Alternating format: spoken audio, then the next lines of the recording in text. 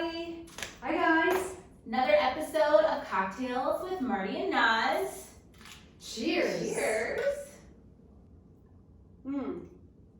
That's a good one, Naz. It's very refreshing. Well, happy Halloween. Happy Halloween. Halloween, guys. We are drinking gin and tonic today. Okay. But it's Hendrix with a splash of tonic, muddled cucumbers, and mint. I'm really It's very refreshing today. It's a little hot in LA. Still. Yeah. Still October hot. 31st, still hot, but this is perfect for It's perfect. this weather. This is a different Halloween for us. Very different this year. Normally we are, I guess either we'd be getting ready for Soho House tonight or Casamigos party with George. Yes. Our George. This year, everything had canceled, so no parties this year. I know. But it's okay, we're here. It's okay. It's so funny. I've seen so many. I just feel bad for the kids. I know. Like I've seen some of them are getting dressed up, and I've seen some apartment buildings are not allowing trick or treating. Yeah. I've seen that. So I know it's illegal in Beverly Hills to actually do trick or treating. is it Yes. okay? The city of Beverly Hills is like, nope, Good. not gonna happen. Safer at home. Safer Still. at home. Safer at home. Yeah. But I'm really glad that we decided to shoot today because I think both of our anxiety coming up on this Tuesday, election day. I'm gonna take another sip. Yes, so we need another sip. I don't know. How are you feeling about Tuesday? Like, where's your head at? You know, I think it's a some sort of stress and like a heavy feeling that I think it's not just me, I think it's the whole country that feels so stressed out about this election.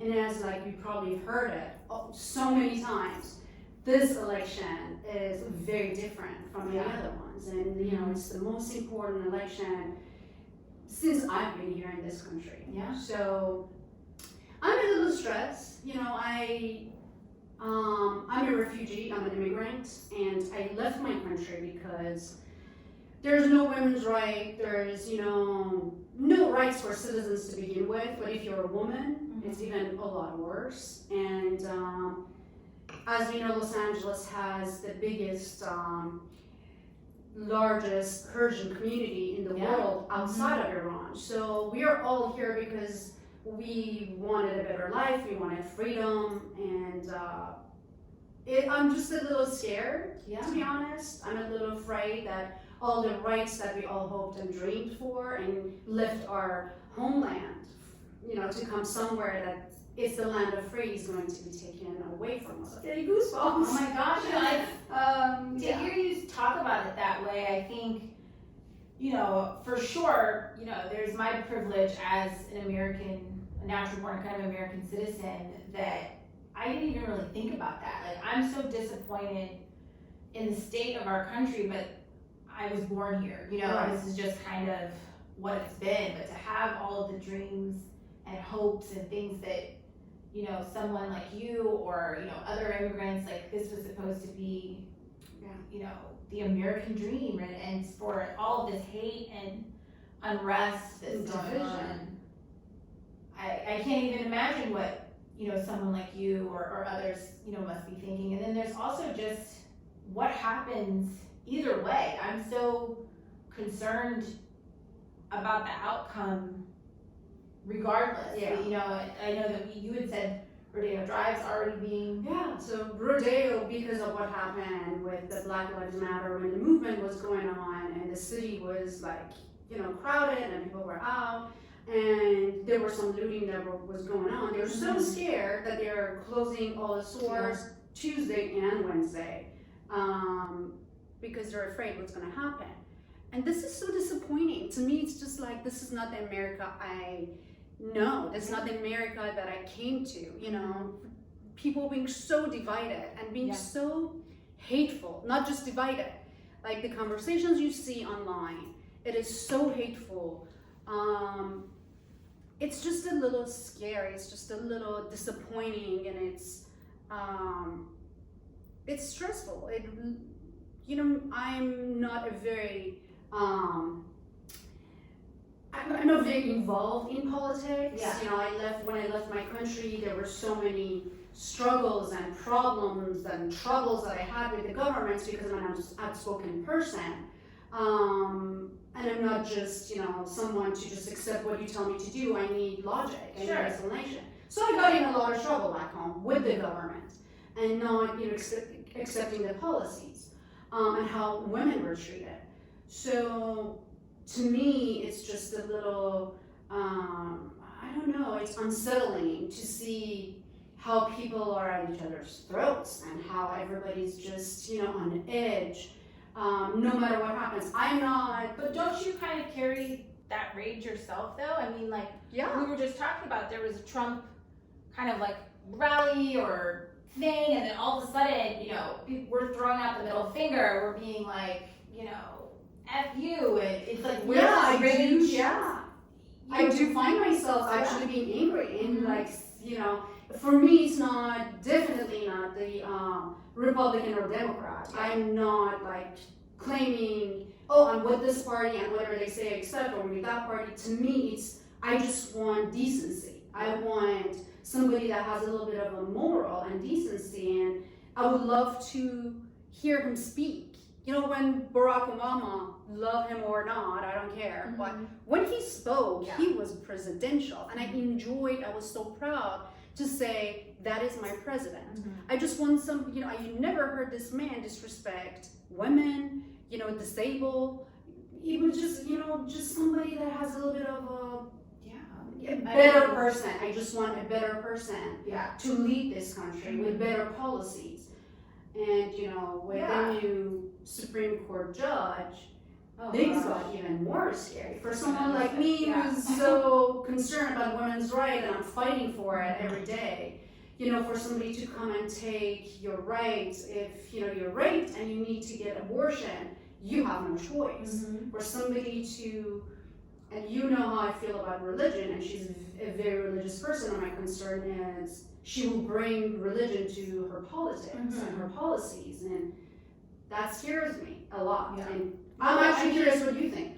Well, first to talk, you know, about religion, I feel like there's so many of these far-right groups that tout religion as the reason for their behavior. And that's not, you know, as someone that is a Christian, that's not what religion or Christianity is about. It's about 100%. love. It's about forgiveness. It's about acceptance.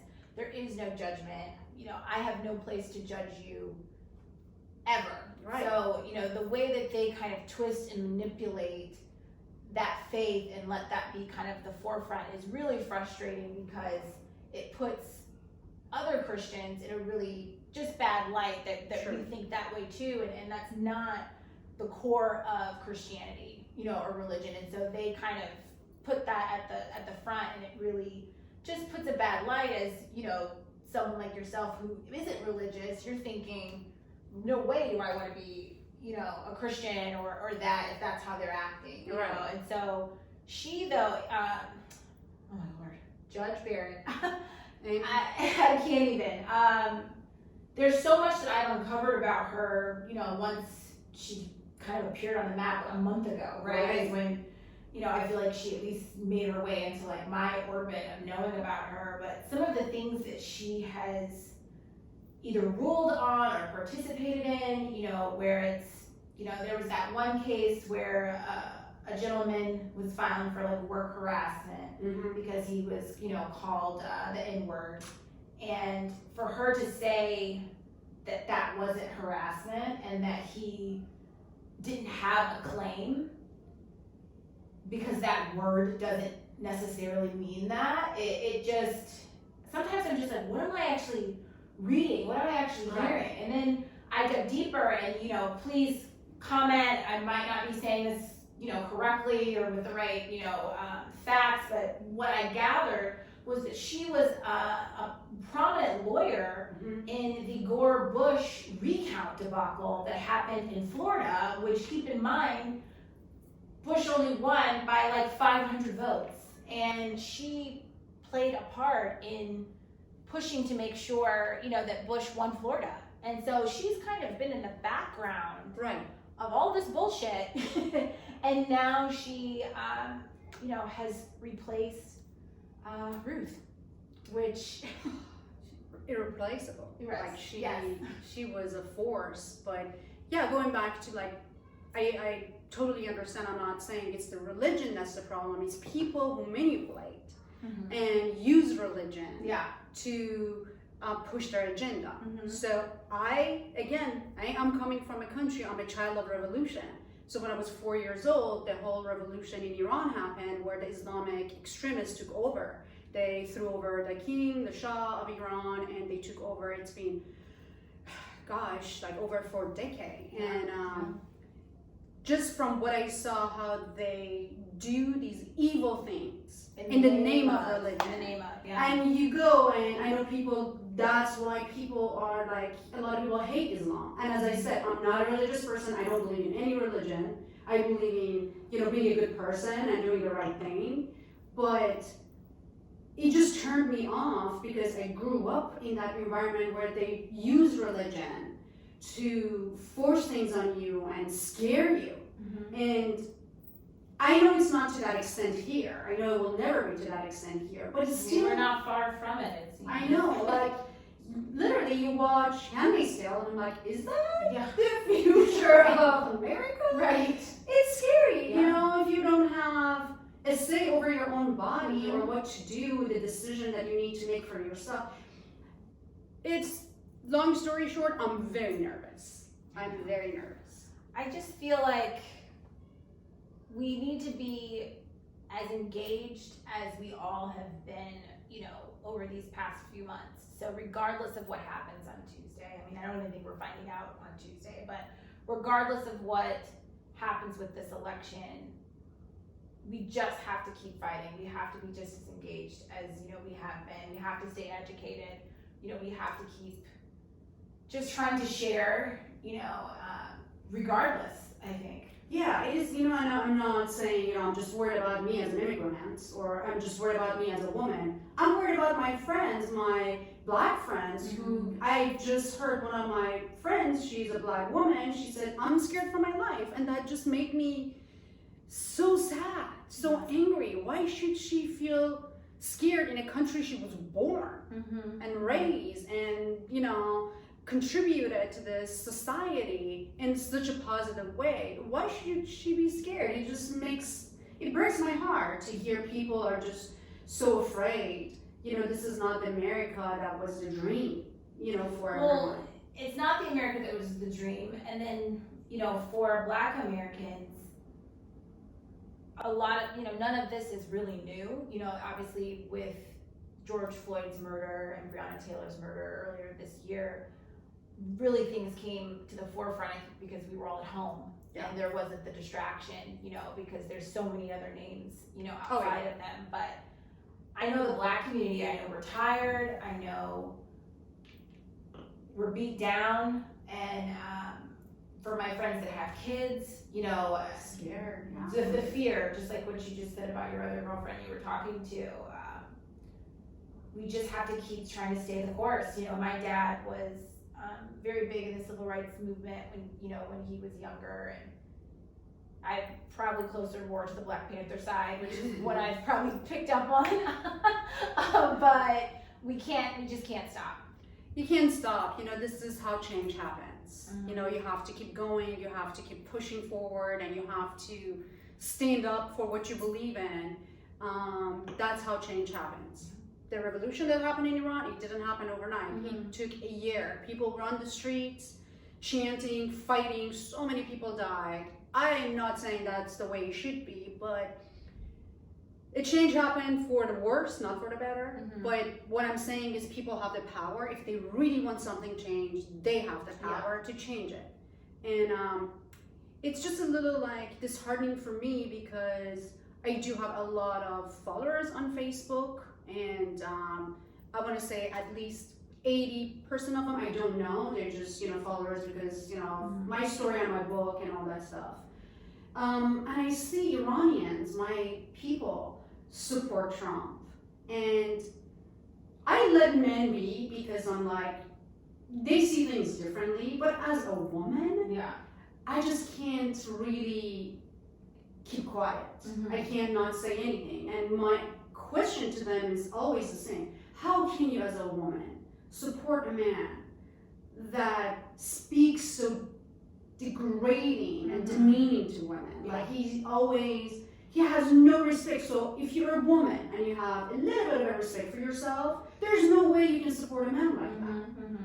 So it's just like it's a conversation that I try to have, and I'm not getting any logical good answers. I mean, this is 2016. White women. Are why Trump won. So Yeah, but I'm talking just about trying to Asian figure women. out- I'm talking about women people in from general. our I country. just I don't don't get get it. They Why any think woman? Trump is gonna rescue us and go to Iran and change the government. They all say, oh, if anybody can change this government, it's Trump. Trump doesn't give, you know what, about Iran's government and what people are suffering and struggling back home. That is not his priority. I don't know where they got this idea of, oh, Trump is going to, Right. you know, if anybody's going to do something in Iran, you know, and take the mullahs out and take this regime out. He's been in the office for 4 years. Has he done anything? Zero. So I don't know where they get that idea. If Obviously, you're we worried about your money, really, going is on it this, that important? but Like, just stay safe, you know, your everybody. tax, just paying a little less tax. Which that is, Go if vote, I'm not please. wrong. I mean, And this is vote gonna by air, now. yeah, Yeah, this is just gonna make air sure. after Tuesday, but I hope you did the right I thing know. and thought about not just your future and your children's and your Obviously, we grandchildren's keep future. going on Yeah. this, We have to but do something, and we just have stay to. safe, everybody. Keep hope. Yeah.